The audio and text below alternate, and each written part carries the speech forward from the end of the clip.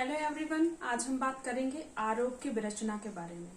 कि charge framing कैसे होती है और एक से अधिक चार्जेस एक व्यक्ति पे एक साथ कैसे लगाए जा सकते हैं। तो दोस्तों, आज हम बात कर रहे हैं कि आरोप किस प्रकार विरचित किया जाता है और एक से अधिक अपराधों के लिए एक साथ आरोप की फ्रेमिंग कैसे की जा सकती है, एक साथ ट्रायल कैसे किया जा सकता है। तो हम स्टार्ट करेंगे सीआरपीसी की सेक्शन 218 से। सीआरपीसी यानी क्रिमिनल प्रोसीजर कोड की सेक्शन 218 बताती है कि आरोप की विरचना कैसे की जाएगी। तो आरोप की विरचना सामान्य नियम तो यह है दोस्तों कि अलग अलग ऑफेंस के लिए, हर एक अपराध के लिए अलग अलग आरोप लगाया जाएगा, अलग अलग चार्ज लगाया जाएगा और अलग अलग विचारण होगा।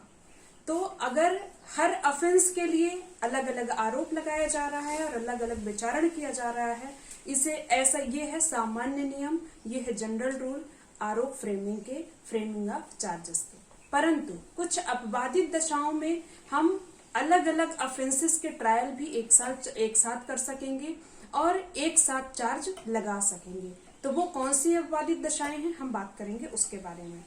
तो उसी में 218 में ही एक परंतु बताया गया है, जिसमें बताया गया है कि जब अक्यूज्ड पर्सन ऐसा चाहता है, मजिस्ट्रेट से एप्लीकेशन देता है कि हमारे एक से ज्यादा ऑफेंसेस के लिए आप एक साथ आरोप विरचित करके और एक साथ ट्रायल करें, और कोर्ट को या मजिस्ट्रेट को ऐसा लगता है कि एक साथ ट्रायल करने में अक्यूज्ड पर्सन पे कोई प्रतिकूल प्रभाव नहीं पड़ेगा, तो उस समय मजिस्ट्रेट उसका एक साथ आरोप लगा के विचारण कर सकता है। एक से अधिक ऑफेंस अगर किसी व्यक्ति ने किया है और वो डिमांड कर रहा है मजिस्ट्रेट से कि उसको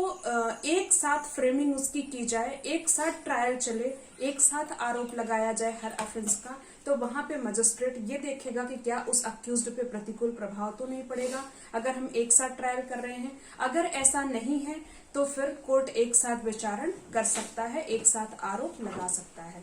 फिर नेक्स्ट है दोस्तों, एक ही वर्ष में किए गए एक ही किस्म के 3 अपराध। अगर एक ही वर्ष में एक ही किस्म के एक ही जैसे 3 ऑफेंस किए जाते हैं, 12 मास में 3 ऑफेंस एक जैसे किए जाते हैं जो कि एक ही सेक्शन के अंतर्गत आते हैं, किसके, या तो भारतीय दंड संहिता के, इंडियन पिनल कोड के, या चाहे जनरल क्लॉज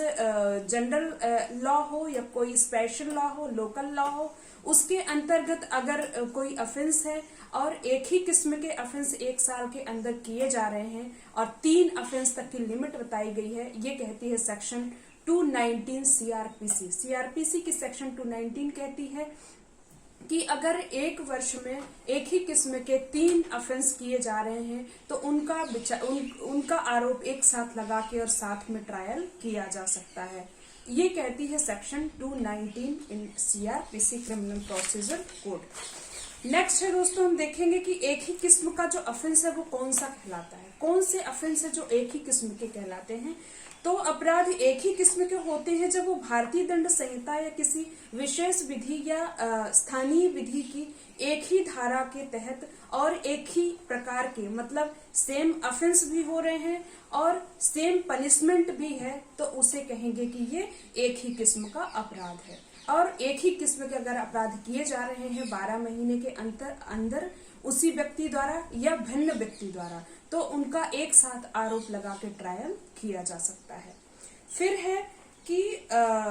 एक से अधिक अपराधों के लिए विचारण, एक से अधिक अपराध का एक साथ विचारण कैसे हो सकेगा। तो जब एक व्यक्ति सेम ट्रांजैक्शन में, उसी सीरीज में, सेम सीरीज में एक लगातार एक के बाद कई ऑफेंसेस एक साथ कर रहा है, सेम ट्रांजैक्शन में कर रहा है, एक ऑफेंस का परिणाम ही नेक्स्ट ऑफेंस है, तब क्या कहा जाता है कि उसको भी एक साथ आरोप लगा के और विचारण किया जा सकता है। तो यदि परस्पर संबद्ध ऐसे कार्यों के जिनमें एक ही संव्यवहार बनता है, यानी सेम ट्रांजैक्शन बनता है, एक क्रम में एक से अधिक अपराध एक ही व्यक्ति द्वारा किए गए हैं, तो ऐसे प्रत्येक अपराध का विचारण एक साथ किया जा सकता है, बशर्ते कि वह व्यक्ति स्वयं मजिस्ट्रेट के सामने एप्लीकेशन देता है और कोर्ट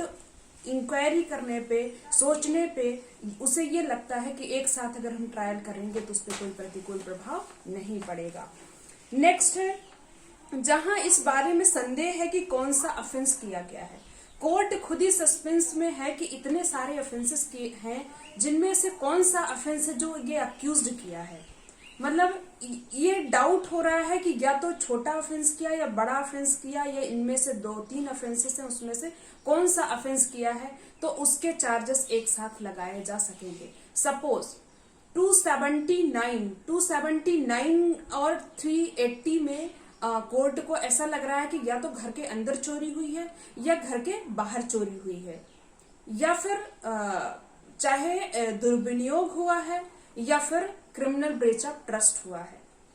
इस टाइप के, या उपहति हुई है या घोर उपहति हुई है, प्रकोपन में उपहति हुई है या विदाउट प्रकोपन उपहति हुई है। अगर इस टाइप का कोई सस्पेंस कोर्ट के सामने है, तब कोर्ट इस संदेह में एक से ज्यादा चार्जेस एक साथ लगा के और विचारण कर सकता है। लास्ट में फाइंडिंग, अगर जिसका कंक्लूजन निकल के आता है, जिसपे एविडेंसेस मिलते हैं, जिसपे विटनेसेस आके बात करते हैं, फाइनल कंक्लूजन पे कोर्ट जाता है, उसके आधार पर उसे पनिशमेंट मिलेगा। परंतु वो चार्ज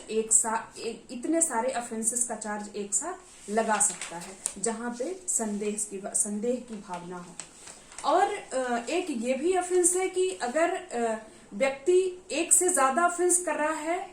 जिस ऑफेंस के लिए उसके ऊपर चार्ज लगाया गया है उसके अंतर्गत आने वाला कोई ऑफेंस कर रहा है, या तो उसका अटेम्प्ट किया है, मेन ऑफेंस ना करके उसने या तो अटेम्प्ट किया है, या उसका दुष्प्रेरण किया है, या उस कॉन्स्पिरेसी में शामिल रहा है, इस टाइप का कोई ऑफेंस कर रहा है जो कि एक बड़े ऑफेंस के लिए चार्ज लगाया गया है। अगर उसके अंतर्गत वो आने वाला ऑफेंस है जो कि प्रूफ होता है, तो भी कोर्ट उसके अंतर्गत आने वाले ऑफेंस को भी उसमें एक तरीके से आरोप की चार्ज लगे हुए हैं ऐसे मानकर चलता है, या फिर चार्ज उसमें लगा भी सकता है और इनका एक साथ ट्रायल किया जा सकता है। तो ओके फ्रेंड्स, आज हमने क्या देखा कि आरोप की विरचना कैसे होती है, फ्रेमिंग ऑफ चार्ज कैसे होता है, और एक से अधिक ऑफेंसेस का एक साथ कैसे ट्रायल चल सकता है। तो अगर मेरा वीडियो आपको पसंद आए तो लाइक, शेयर एंड सब्सक्राइब करना ना भूलें, और अगर कोई क्वेरी है तो प्लीज आप कमेंट बॉक्स पे हमें जरूर बताएं। Okay, bye bye.